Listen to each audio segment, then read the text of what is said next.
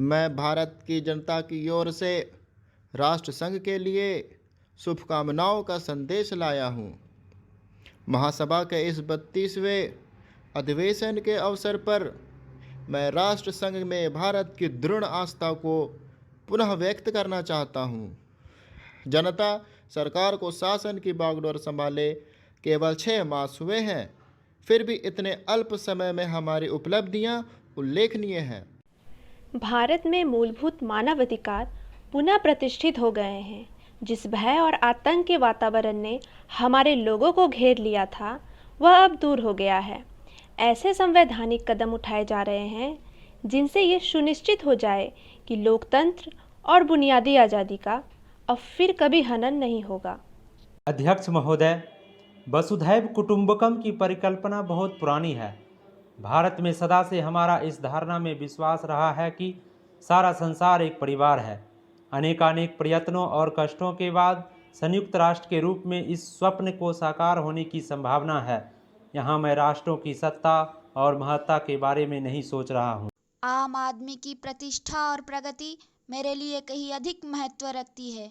अंततः हमारी सफलताएं और असफलताएं केवल एक ही मापदंड से नापी जानी चाहिए कि क्या हम पूरे मानव समाज, वस्तुतः हर नर, नारी और बालक के लिए न्याय और गरिमा की आश्वस्ति देने में प्रयत्नशील हैं। अफ्रीका में चुनौती स्पष्ट है।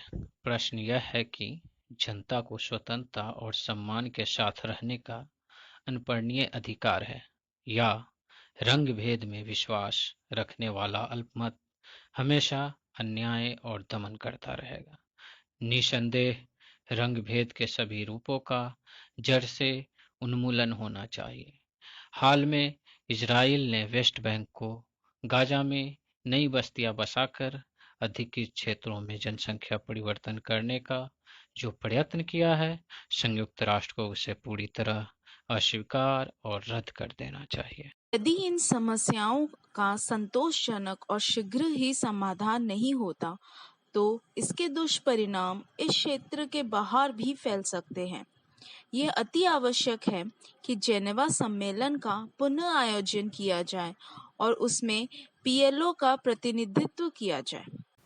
अध्यक्ष महोदय, भारत सब देशों से मैत्री चाहता है और किसी पर प्रभुत्व स्थापित करना नहीं चाहता। भारत ना तो आणविक शस्त्र शक्ति है और ना बनना ही चाहता है। नई सरकार ने अपने संदिग्ध शब्दों में इस बात की पुनर्घोषणा की है कि हमारी कार्यसूची का एक सर्वस्पर्शी विषय जो आगामी अनेक वर्षों और दशकों में बना रहेगा, वह है मानव का भविष्य।